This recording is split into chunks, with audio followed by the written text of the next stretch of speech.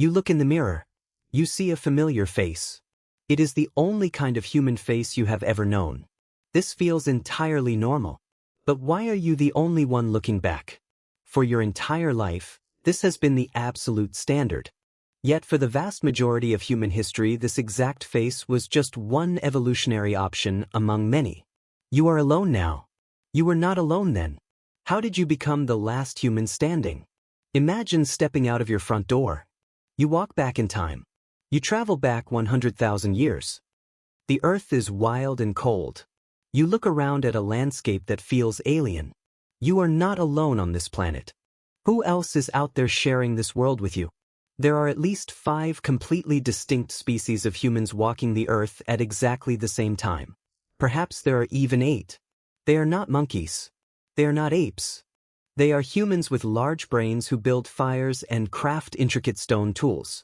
How do you comprehend a world where humanity is not a single species but a diverse family tree? Look toward the icy landscapes of Europe. Look toward Western Asia.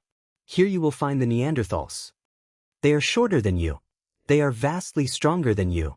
Their chests are deep and perfectly evolved to draw in massive amounts of freezing ice age air while retaining precious body heat. Could you survive a wrestling match with a Neanderthal? You absolutely could not. Their bones are thick. They are built for incredible trauma. This is a necessary adaptation for hunting massive beasts at close range with heavy thrusting spears. Now look further east. Look into the harsh mountains of Siberia. Look across the sprawling landscapes of Asia. You find another group of humans entirely. These are the Denisovans. You cannot see their faces clearly in the fossil record yet, but their genetic echoes tell a story of immense resilience. They thrive in freezing altitudes. Your modern lungs would gasp for oxygen in their homes. How did they survive where you would quickly perish? Venture south into the islands of Southeast Asia. You find a world that feels like a fantasy novel. You arrive on the island of Flores in Indonesia. The site is a limestone cave called Liang Bua. There is a species of human here that is barely 3 feet tall. They are called Homo floresiensis. They hunt tiny elephants. They hunt giant storks.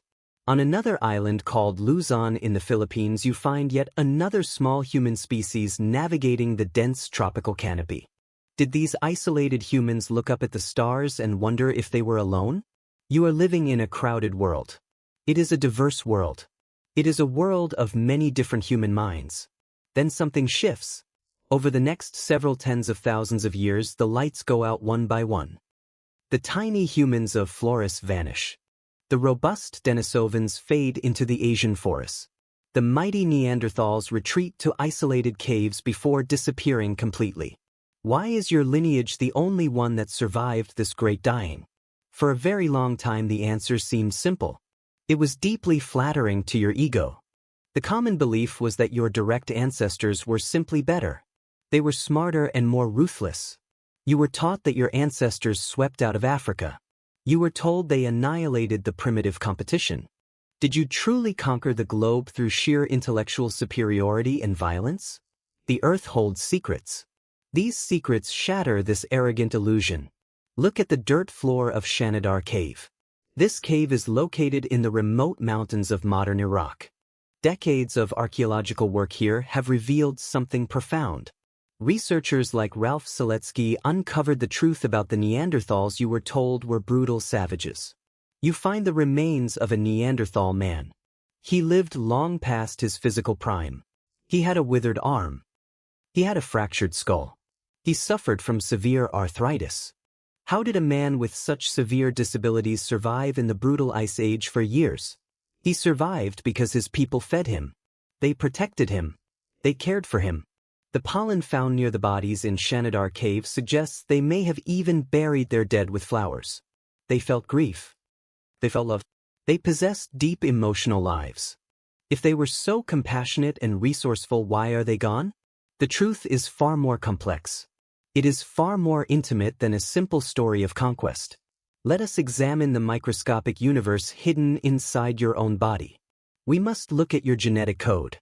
In the year 2010, a researcher named Svante Pääbo achieved something incredible. His team at the Max Planck Institute sequenced the entire Neanderthal genome. They extracted this blueprint from tiny fragments of ancient bone dust. What did this microscopic blueprint reveal about your history? It revealed a shocking twist in the human story. Your ancestors migrated out of Africa. They encountered the Neanderthals in the Middle East and Europe. They did not just fight them. They mated with them. They shared fires. They shared meals. They shared their lives. If you have any ancestry from outside of Africa, your own DNA contains roughly 1 to 2% Neanderthal genetics. Are you starting to realize that the extinction story you learned was a lie? The Neanderthals never truly went extinct. They simply dissolved. They melted into a much larger population. Your ancestors arrived in successive and endless waves. The Neanderthal populations were small. They were scattered. They were deeply vulnerable to shifting ice age climates. Over thousands of generations, your ancestors simply absorbed them. You did not wipe them out. You married them. Look closely at the Denisova cave in Siberia. This single cave is one of the most important archaeological sites on the planet. Inside this freezing cavern, researchers found a tiny fragment of a pinky bone. They found a few massive teeth. DNA analysis revealed it belonged to the Denisovans. This was a species completely unknown to science before that moment. What happened when your ancestors met these mysterious mountain dwellers? The exact same thing happened. Your ancestors bred with them. Today, millions of people across Asia and the Pacific Islands carry Denisovan DNA in their blood. Modern Tibetans carry a specific Denisovan gene. This ancient biological code allows them to thrive in extreme high-altitude environments without suffering altitude sickness. Your survival today is directly fueled by the genetic gifts of the ghosts you thought you replaced. So why did your specific lineage become the dominant one? Why were you able to absorb the others? British paleoanthropologist Chris Stringer has spent decades analyzing human evolution. He studies how your modern human body and brain slowly evolved. The answer is not just about raw intelligence. It is about an invisible and powerful web of social connection. How many people can you maintain a meaningful relationship with at one time? Your ancestors developed an extraordinary ability. You learned to form vast social networks. Neanderthals lived in small groups. They were tight-knit but heavily isolated. When a harsh winter hit a Neanderthal valley, that small group was entirely on its own. If they ran out of food, they starved. If their best toolmaker died, the knowledge died with them. Does this isolation sound like a recipe for long-term survival? Your ancestors operated differently. You built expansive networks of trade. You built alliances across vast distances. If a local valley dried up, your ancestors could rely on neighboring groups 50 miles away. You could ask them for help. You could trade for resources. You could find new mates. You created symbolic art. You carved figures. You made personal ornaments that communicated your identity to complete strangers. Did your ability to gossip and trade save your species from the cold? Yes, it did. This hyper-social behavior acted as an evolutionary insurance policy. It allowed your ancestors to adapt to rapidly changing climates. These same climate shifts doomed smaller and isolated hominin groups. You were not necessarily smarter than a Neanderthal. You were simply better at making friends. You were better at keeping secrets. You were better at passing on information to strangers. Let us recreate a specific day that changed the world forever. It is roughly 45,000 years ago. You are somewhere in the sweeping plains of Central Europe. The air is violently cold. It bites at your skin. You belong to a small band of tall and slender humans. You are wrapped in tightly stitched animal hides. You are tracking a herd of reindeer across the permafrost. You smell wood smoke on the wind. Who is tending that fire? You crest a low ridge. You look down into a shallow river valley. There is a camp below. The people gathered around the massive hearth are different from you. They are shorter. They are immensely broad. They have heavy brows casting shadows over their deep-set eyes. These are the Neanderthals. Your heart pounds in your chest. Do you raise your spear or do you lower your hands in a gesture of peace? You lower your hands. You walk down into the valley. Language is a barrier. Human curiosity bridges the gap. You trade a polished bone needle for a chunk of high-quality flint. You share roasted meat. Over the next few weeks, your groups travel together. A young man from your tribe falls in love with a woman from their camp. A child is born. That child bridges two distinct branches of human evolution. Did you know that child is your direct ancestor? The turning point of human history is incredibly counterintuitive. Your survival as a species is not a testament to human purity. It is a testament to human hybridization. You are a biological patchwork.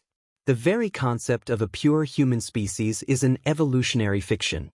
You survived because you were exceptionally adaptable. You were highly social. You were entirely willing to merge with those who were physically and culturally different from you.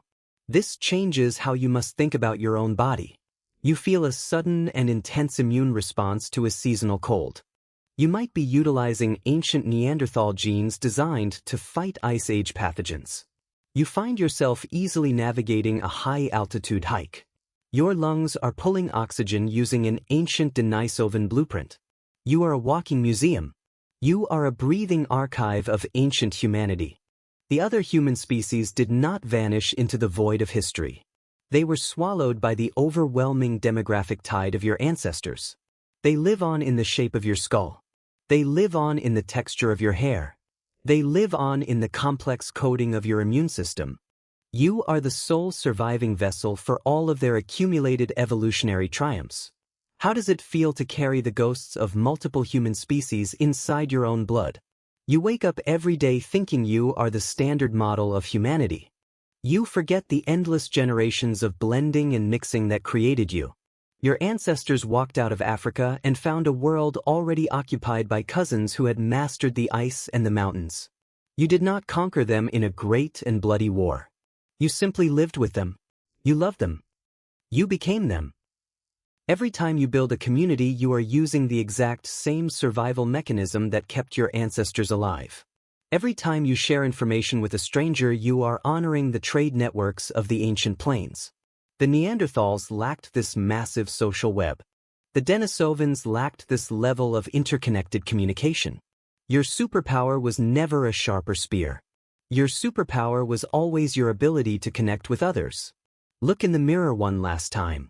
The reflection gazing back is a mosaic of ancient survivors.